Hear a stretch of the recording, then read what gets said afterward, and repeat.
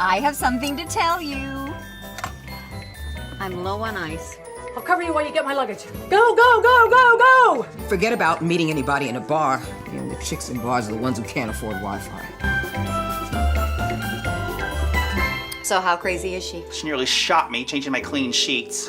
Well, what about those? Those are for my pressure points that pop up during the night. You want to get a pressure point that's popping up right now. My sister doesn't even think you're real. Oh, I'm real. You naked, Francis? What a bunch of prudes. Ow! Ow! This is why I am gay. We should try this again sometime at my place. Really? When? Let's do the dare part. I dare you to take off your pants. Mom! All right, then I'll take off my skirt. Francis? Well, since my girlfriend moved out, I have no one to go home to. Girlfriend. Oh, yeah, cool. If you want to look young next to your children, teen pregnancy is the way to go. You know, people don't talk about it, but I think it's a selling point. My sister is so gay.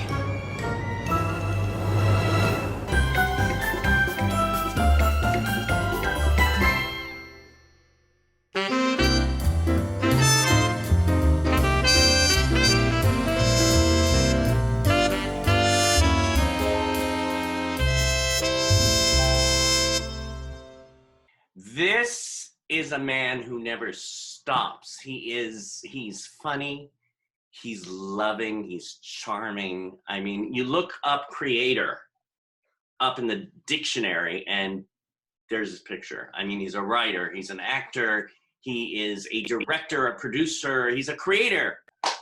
Mr. Terry Ray.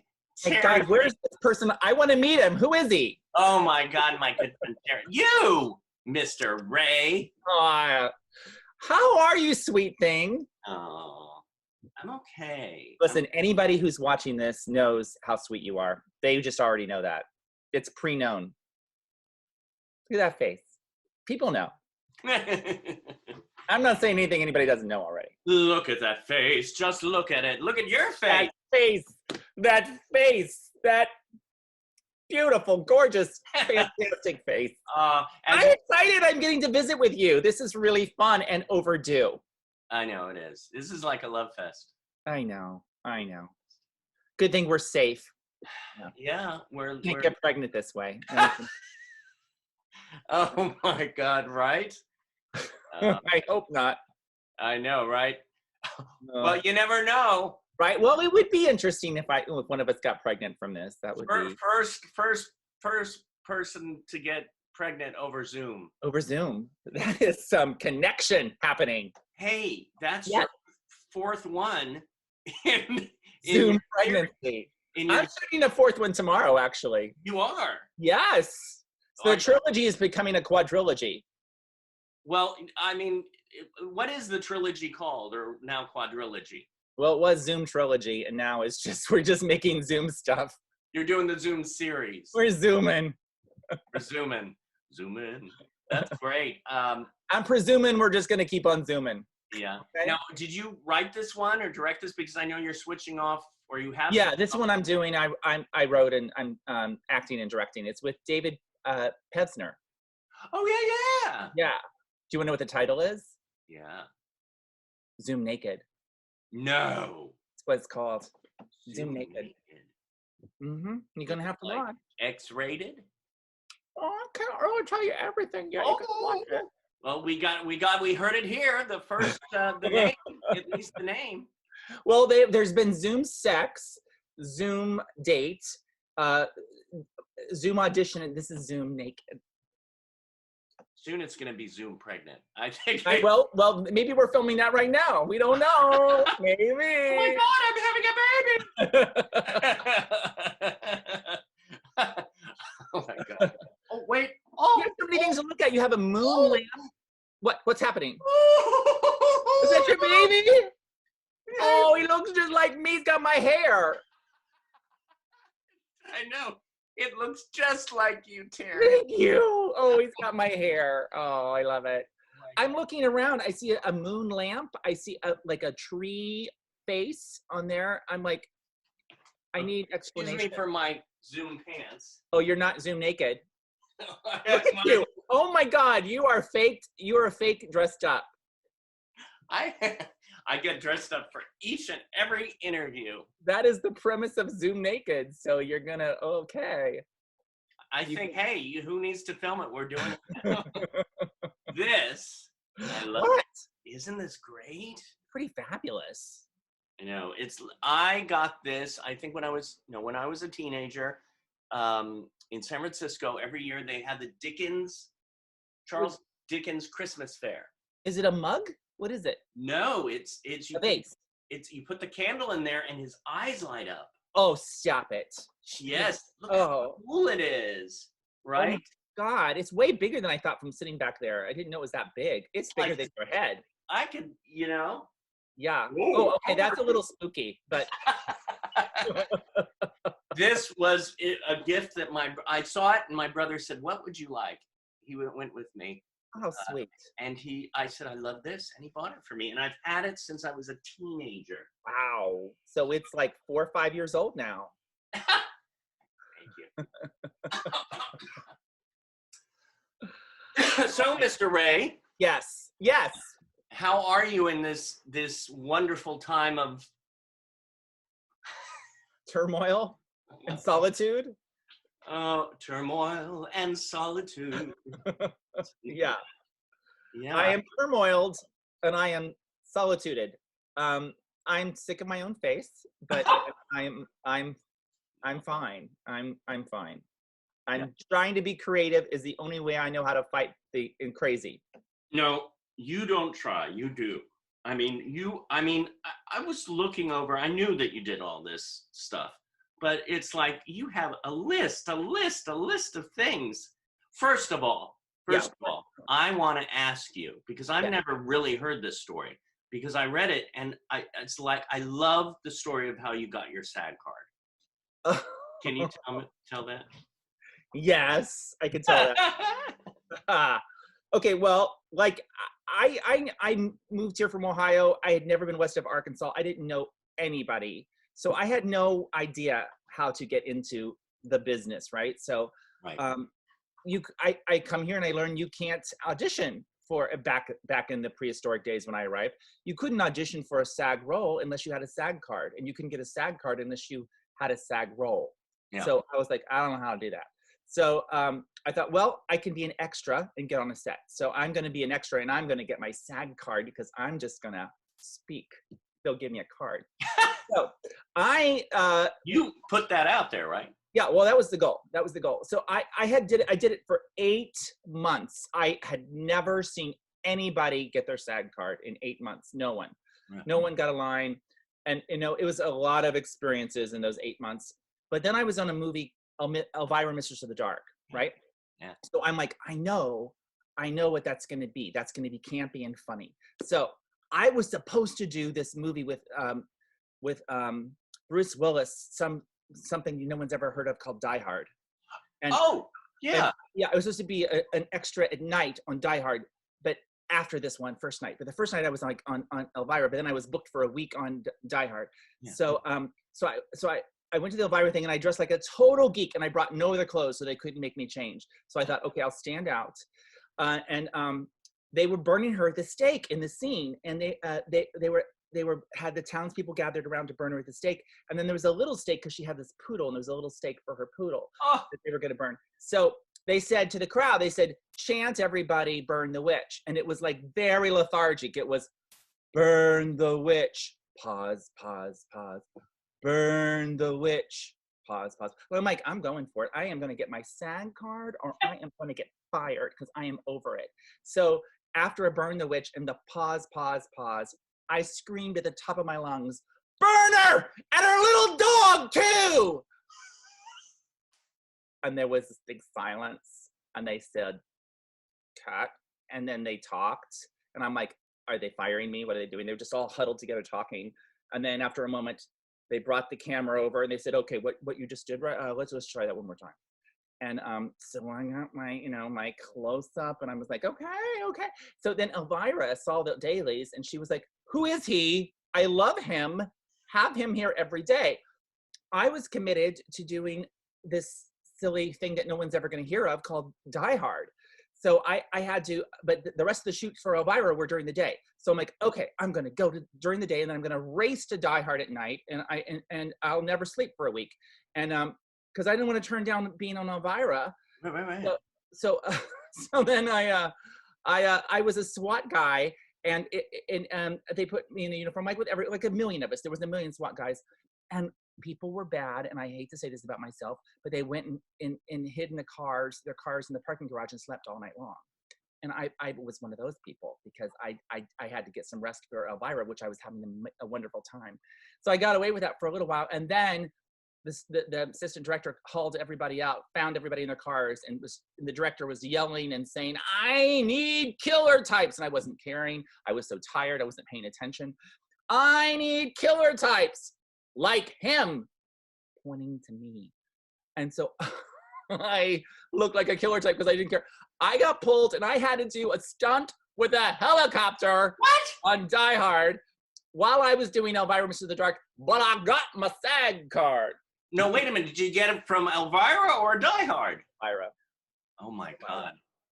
And but how could, so you didn't, what did you sleep an hour during that time? No, I just whenever I could sneak a sleep, but I was so hyper from getting to do Elvira because she was so kind to me, Cassandra Peterson. She was so kind, and I was having a great time, and then I didn't care a thing about, I was like, nobody's going to hear of, we were in a parking lot, and it was just like, there was no excitement for Die Hard until I had to get, practically killed by a helicopter, but then that was that. Well, I'm So glad. that's my story. That's how I got my SAG card. I love that one. I love that. And then you went on to, you went on to do Gaydar. Gaydar. Gaydar was the first thing that really was my own project with Larry LaFond. We made Gaydar. You have the DVD. I have the DVD. It's really, how many film festivals did this get in? Well, 10 is considered really good, and I stopped counting at 120. All over the world. I think that must be a record. All over the world. And then California Independent Film Festival, even just a few years ago, named Gaydar one of the top 20 best comedy shorts of all time. So they said, here's the top 20, and Gaydar is one of them. I know, lucky. So that was the first one to go, okay, we're gonna make our own thing. That was Larry LaFond and I. Larry LaFond, yes. Look, and since we're on Gaydar, you, Mr. Creator. Gaydar gun, you have your Gaydar gun, you're so prepared. There's my picture's on that side right there, that's me. You are. Yeah. I mean, you did it all. This is, talk about creating your own work. Well, yeah, my brother said, why don't we make a Gaydar gun for real? Because all these straight people, we were in more straight festivals than gay. And people were like, I want a Gaydar gun. I want a Gaydar gun, because Gaydar is about this device that tells whether people are straight or gay. And it has a homometer scale, 1 to 100%, to say where you fall on the homometer scale. There's no wrong answer. There's nothing wrong with anybody's percentage, David. No one has any problems with that. And just whatever's whatever, right? Right. So we thought, well, the Gaydar gun will show that. But I had to write 650 jokes that took 48 characters or less about sexuality that fit inside that thing. And I was the voice of it. But my brother went to China and helped work with designers and made that thing happen. My brother did that. Oh my. But I did the writing and the voice. But I just, a couple months ago, sold my last one. No, I've had this before. I am done with selling Gaydar guns. Are you? So now they're collectible. So they're very collectible. Keep it in the box. There might be one or two maybe on eBay. You never know. You never know. Okay. In regards to that, do you think once it was aimed at somebody, it's ever changed anybody? Well, a couple people, like when I was trying to sell it, I would go in crowds and just zap people at gay prides and stuff, and or wherever, because I had no pride. Before I was at Pride, because I was like, I gotta sell that skater. In the restroom. Right. Hello. So a couple people that I thought were straight, we're not gonna get it, like like said they were 50% or something, and it went, seriously, they went, how does it know that?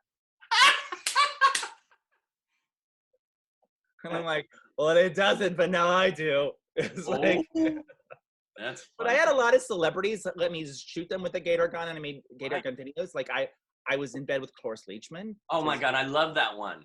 I know, that's a good one.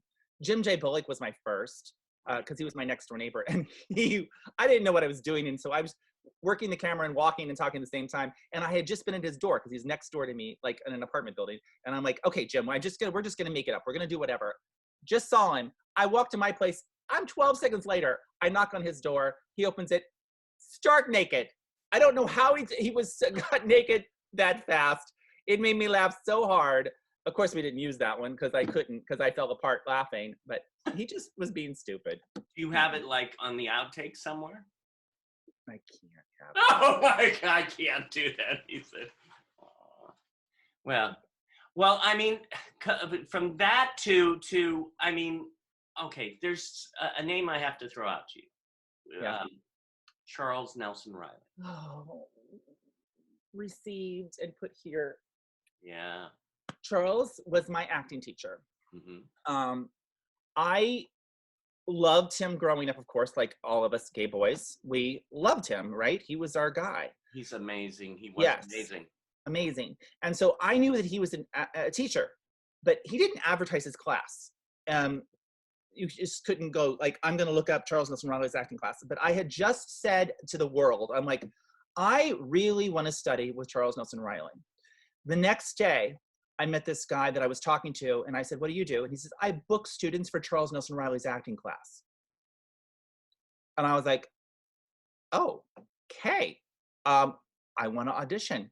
Yeah. And that's, yeah.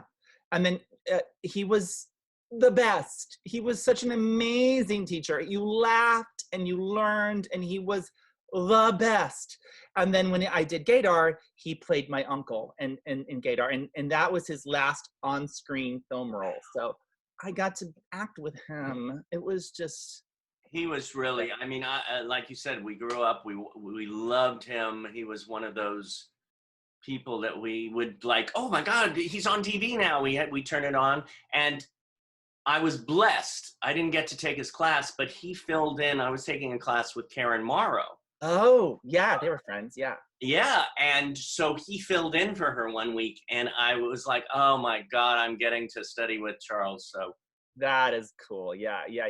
And people don't know. I mean, like if you're just a regular person who saw him on Match Game or whatever, don't know that he was a brilliant director. Like he directed a lot of famous people in one-person shows, like Julie Harris and who we called Miss Harris. We never called her Julie. Miss Harris. Oh. Well, talk about directing.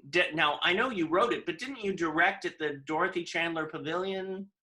Like I directed one show there. I wrote 3 things there, and I was in 2 of them, and one of them I directed as well. With Mickey Rooney, and I mean these names are like and Jones, Michael York, Hilary Duff, Amanda Bynes. It was great. I mean, lots more, and it was just a thrill. The Dorothy Chandler Pavilion, that's. Now, how did that come about?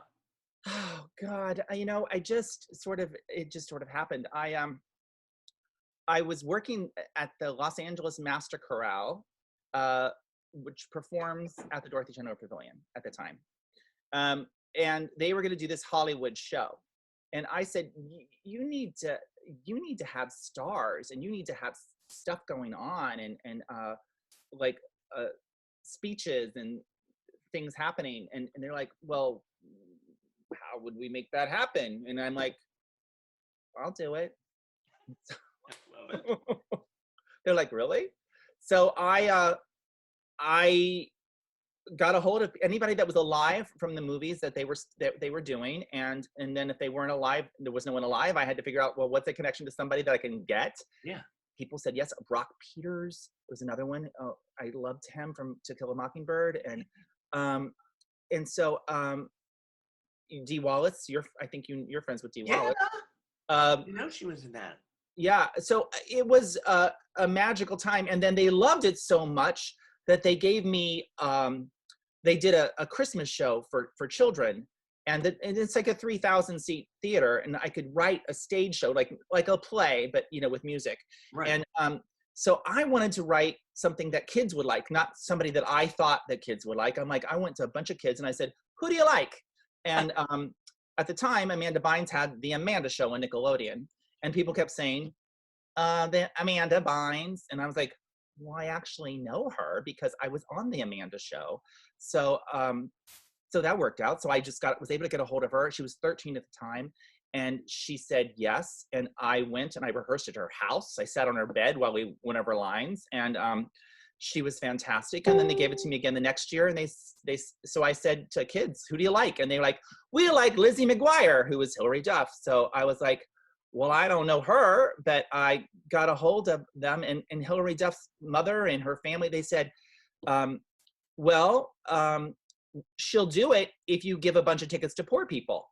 And I'm like, done, poor children. So because of her generosity, she didn't take a salary. And then I was able to give all these wonderful holiday tickets to underprivileged children, which was terrific. Wow. So yeah. Oh my God. Yeah.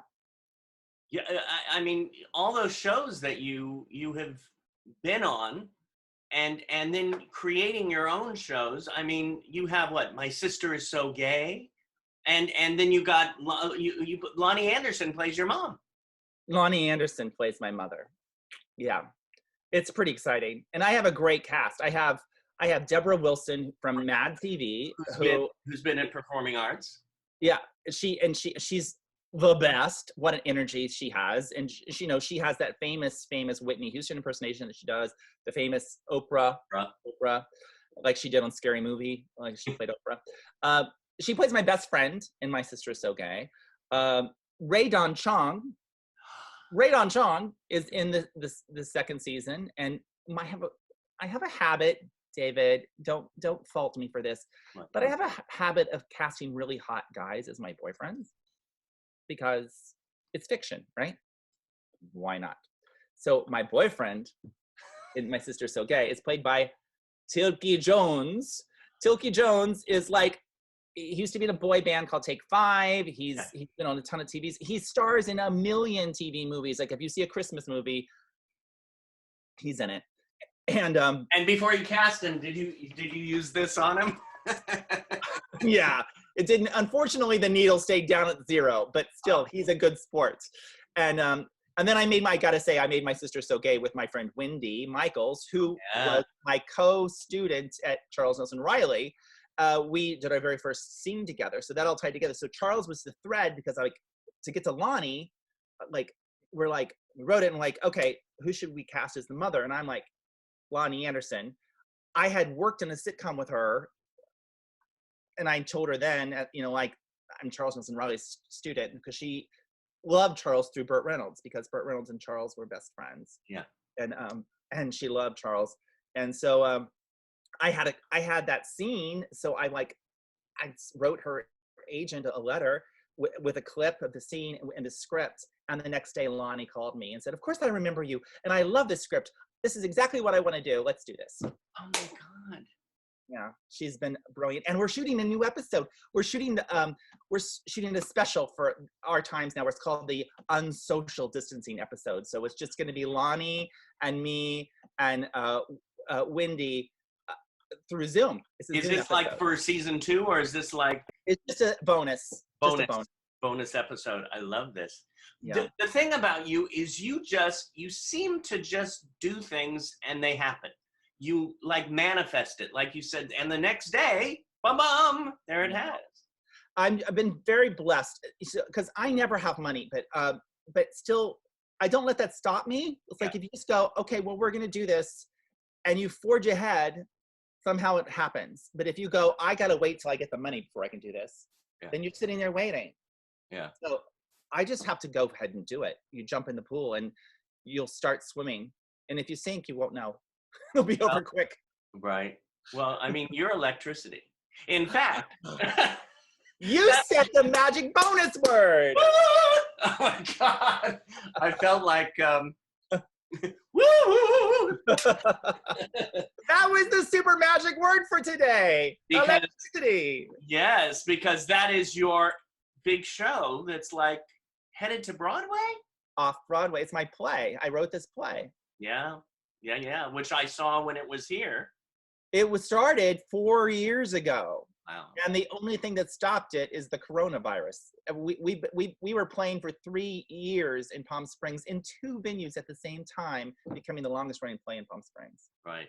So we're still gonna go. But you know what we're gonna do? You don't know this. This is a scoop, okay? Because Okay. we don't have theater, right? We get the scoop. We get the scoop. The scoop is happening. Pay attention. Okay, so if you follow electricitytheplay.com, you'll get updates. But we're like, how do we do this? I mean, like, what is the world going to be like now with theater? Like, we have this play that we want to do and that people want to see. So Mel England, my co-star in the play, Love Mel. it's a 2-person play, right? Just 2 people. So we thought, well, we could be safe about this coronavirus, COVID-19 safe, if we quarantine together for 2 weeks before we do the play. So we are going to quarantine, and then we're going to live stream the play every Thursday with 3 cameras, and it's going to be pretty fantastic. Oh And my God. so excited because there's like nobody's doing this, so it's like we're trying something new. Like how do we do this? And because we have such a small cast, Right. we feel like, and Mel has moved to Palm Springs as well, so we can do it. We can give this a big try. Everybody seems to be moving to Palm Springs. I just found out my neighbors who I used to hang out with before, are moving there. So I guess, one of these And days I might. the water's fine. Oh. My producer from Electricity lives in Palm Springs. My co-star lives in Palm Springs. I moved to Palm Springs. My director just placed a bid on a house this weekend to move to Palm Springs. I guess it's. We're electrifying Palm Springs. Electrifying. And what is it? I read out of all the productions in Minneapolis, Electricity was named one of the 5 best out of the town for the show. The shows along with Hamilton, Cirque du Soleil, and the Broadway tour of The Humans. Yes, isn't that crazy? We got to do a little mini week. We were only there for a week in Minneapolis in a tiny little venue, and we got such great reviews. And they remembered us, and at the end of the year, they gave us, in the same level as Hamilton and those other shows, best out-of-town production. And also Mel won Best Actor alongside Richard Thomas. Oh, hello. For the Humans. Okay, well, I gotta keep updated because I want to see this production live on Zoom. You're gonna have to watch. Yeah. No, that one's gonna be live streamed, but I think it'll actually be on YouTube live streamed. Okay. I'm gonna throw out a question that's completely. What? Okay, do that again. I'll do that. That seems so magical. I'm scared. Oh, since you said that, I've gotta get my little magic wand out that I got the other day from Janet Gallen. What? Oh, from Janet? Oh, that is magic then. She 'Cause sent she me did this that. little magic wand. Of course, it's a pen. She did. Oh, a pen to write letters. Of course. What is your favorite movie of all time? Oh my God, that is so hard for me. I know.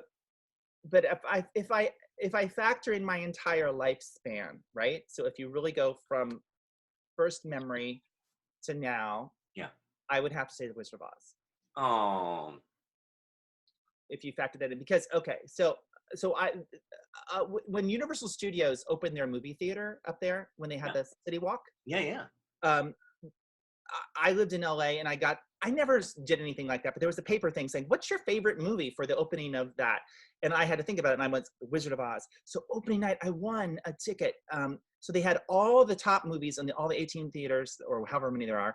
And they had every living star left alive for all the top 18 movies. And I was there that night, and like Jimmy Stewart was standing there for It's a Wonderful Life. And like, I mean, everybody was there. I got tickets to see The Wizard of Oz. And for The Wizard of Oz, there was still Munchkins alive. And so all the Munchkins that were alive told us which Munchkin they were, so we could watch and cheer for them. And then there was, somebody from each star. There was Burt Lahr Jr. or there was Jack Haley Jr. Yeah. I don't know if it was Burt Lahr Jr. It was somebody from Burt Lahr's family, but Jack Haley Jr. Ray Bolger's something or other. Lorna Luft was there. I think it was heaven. Oh my Heaven. God. And I was stood next to Jimmy Stewart, who was my favorite, and I couldn't get a word out of my mouth. I couldn't. And so I wrote him a letter after that and said, I was staying next to you and I just couldn't even speak, but I love you for all of these reasons. And he wrote me back in his own way, and I was like, so. Do you have it framed on your wall? I have it in a thing. Yeah. So that's my favorite movie. Oh my God. One of my favorite of your creations was, and I want to say was, but with you might pop another one out. Yeah, was TV therapy. Oh, I'm doing TV therapy. Have you seen my new ones? No, I saw the one with Aaron Murphy, which I've been doing new ones since with Zoom, because I thought I want to do something, and Zoom has, like, people are doing therapy sessions over Zoom. So I have 3 new ones that have just thank you for reminding. I have one at 4 today. Therapy session. I almost forgot. Go ahead. So I'm doing new ones, which I'm loving, because I'm doing it on Zoom. No crew, just me and the other person. So I've done one with Kathy Garver, Sissy from Family Affair. I did one. Wasn't that just out? Yeah, they're all brand new. Okay, I saw that one. I loved that one. Okay. And then I did one with the Land of the Lost people, the kids, Will Marshall and Holly Marshall, which is Wesley Ure and Kathy Coleman. And I just did one with Eddie Munster from the Munsters, Butch Patrick. Oh my God. Yeah, it's really fun. So if people don't know, it's a therapy session.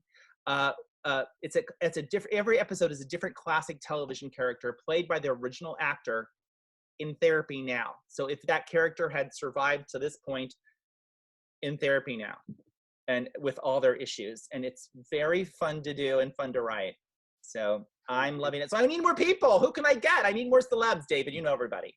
Well, I'm gonna think about it. Give me a list, and we'll. Okay, as I need some be your casting director. Yes, I need more people. I mean, I think the people have really, the fans of the shows have loved it, but I need more. You gotta have. I've got a few on my mind. Oh my God. Yeah, I'm looking at these. I have these questions, and I could go on and on with you. I could spend the day and night with you. Well, you've come to visit me before. I know. Once we get out of COVID land, and we'll get there. We'll get there. From here on out with Juliet Mills. I mean, I could keep on listing. Oh my God, Freaking Island with Dawn Wells. She's still on Freaking Island. She's still on that freaking island. Mm-hmm. Well, I mean, so that's a spoof with Dawn Wells, where, like, Dawn. I met Dawn, and and right when I was shooting My Sister So Gay the first time, and somebody told her about it, and she said, "Can I read the script?" And I'm like, "Yeah." So I sent her the script to My Sister So Gay, and the next day I was like, she's like, "I want to have a meeting with you," and I'm great, but I was like, I guess I should have an idea. Wait a minute, she's called you up to have a meeting with you. Dawn did, yeah. Okay. Dawn and her agent, Yeah. Leonard Carter. Yeah. Carter. So so I was like, on the way to the meeting, I was like, it just hit me, as like, because I don't have meetings like that. I'm like, I should probably have an idea. Right? Yeah. So anyway, I thought, well, somebody's actually had to have done this before. Like, let's just, what would happen if we spoof that she's still sitting on that frickin' island, and I wash ashore, and I get to ask all the logic questions that everybody wants to ask, and she's, she answers it in her own way, and we have a little series of things. There's a couple episodes of this, and it's really fun to do. So I actually get to hang out on Gilligan's Island with Marianne. Well, we all grew up, the children of the 60s and 70s grew up with that show, and it's still playing on TV Land or wherever it's playing. I mean, it's one of the top 10 shows of all time. And you, as the creator, have written and created these amazing shows with people you grew up loving.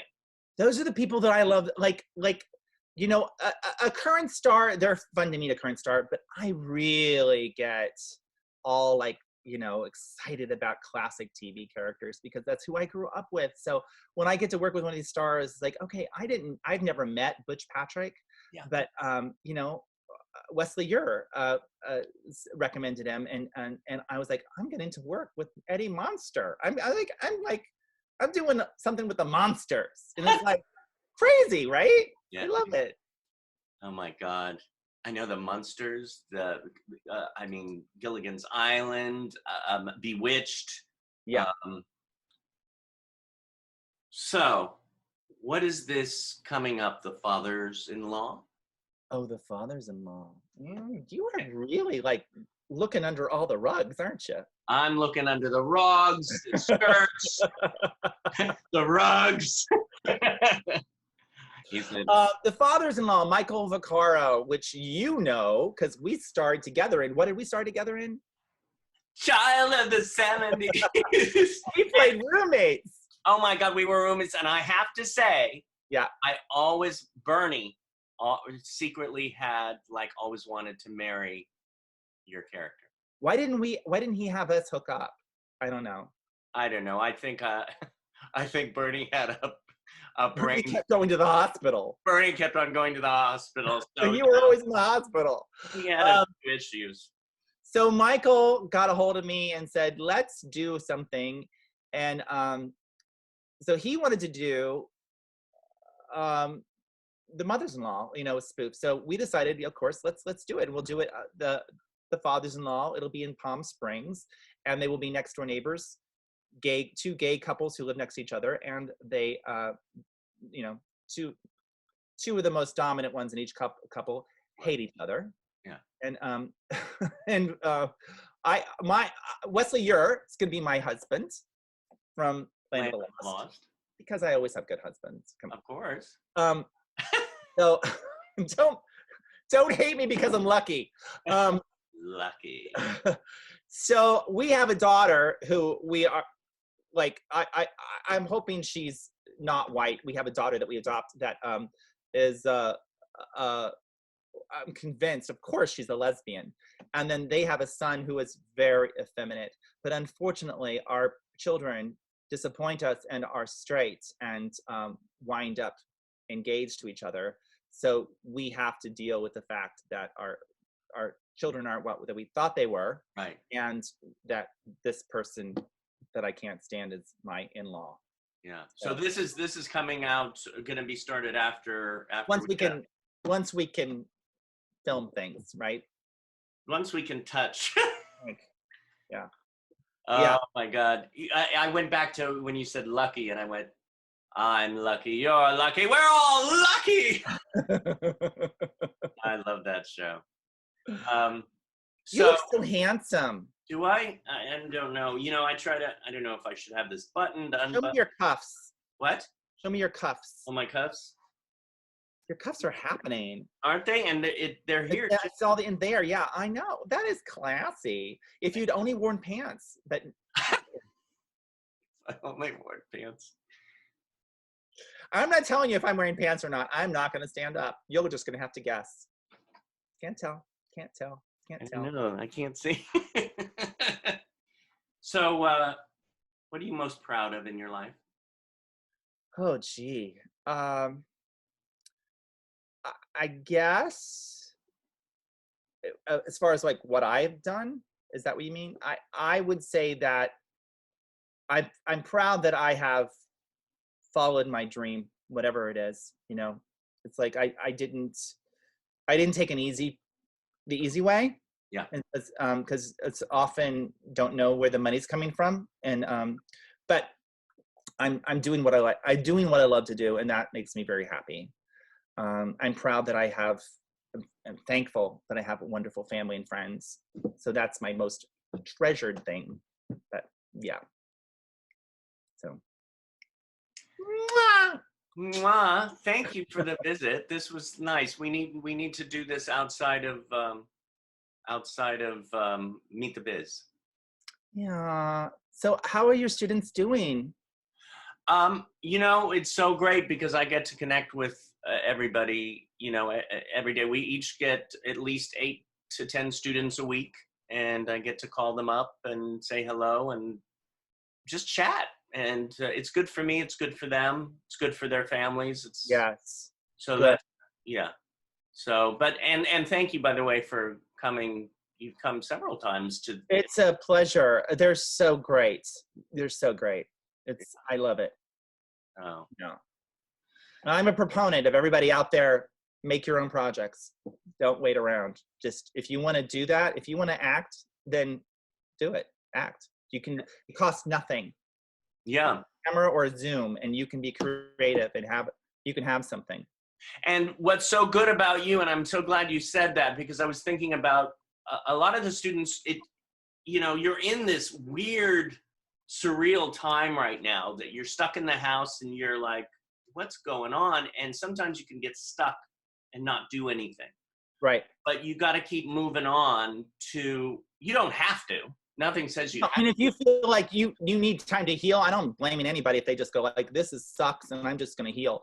But for me, my therapy is, besides TV therapy, is to create. So, and of course, we know we had no money, all my play stopped. So I have done all these things. I've done the TV therapy and I've done the Zoom sex stuff I spent not a penny, not one penny. And I've got all these things. And so it can be done. It can be done. You have the technology now. You don't have to spend money to be creative. Like Terry said. Right here. This camera is better than a lot of cameras that were ever used in production of videotapes and stuff like that. This is better. And decent sound. I just learned how to finally edit myself. That was what was the only thing that was holding me back. And so now I've been editing and I'm like, I can crank one of these out and edit it. And I'm like, done. Did you look that up on the internet? Yeah, I just started doing it. I have like I have a Mac and there's like iMovie. I'm like, I just never knew. So I'm like, I'm going to learn and then just start doing it. And I'm like, I don't know how to do this. Then you go, okay, I don't know how to do this. You Google that. And then there's a video that tells you how to do that. And then you go to the next thing and you go, well, I don't know how to do this. Okay, there's a video. You can totally learn. Yeah. And that is independence. So, and freedom to create. So I am loving it. This has been a great time of learning for me. And I weep for all the horrible stuff that's going on. Yeah. But to not go crazy, I can't focus on it. Yeah. That's why I have to connect with people every day like you. And it's like a friend's visit. Is that what we're doing right now, aren't we? We are. And I'm so glad that we met. I remember when we met in Pasadena. At a play. At a play. I was doing a stage reading of The Beautiful People. With my friend Lucy. I love Lucy. Aw, we all love Lucy. I know. Yes, that is when I met you. And I thought, who's that? Dashingly handsome fellow over there. Thank you. You know what went in my head? Lucy will bring us together. When was that? How long ago was that? 150 years. I thought it was 126. Right. I don't know. I think that was. Was it the 90s or the 2000s? No, I think it was the 2000s. It had to be early 2000s. Yeah, early 2000s. Okay. All right. Wow. Thank well, you. we haven't aged a day. Not at all. Not at all. I gotta touch just this have up. a big clothespin back here. You zoom that up. Scotch tape. We can do this right. Like. Oh, I know, right? Tape it back up.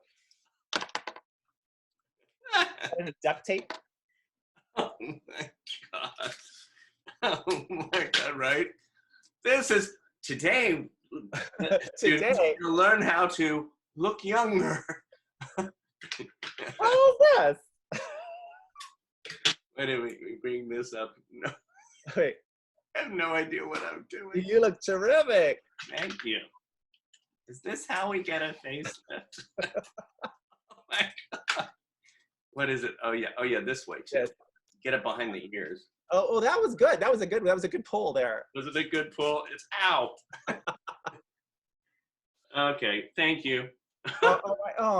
Don't forget a piece. Oh, Oh, they won't come off. Oh. I know. We're like this for the rest of our natural days. And we This go. is what they call a taping. We had a taping. Yeah, we did.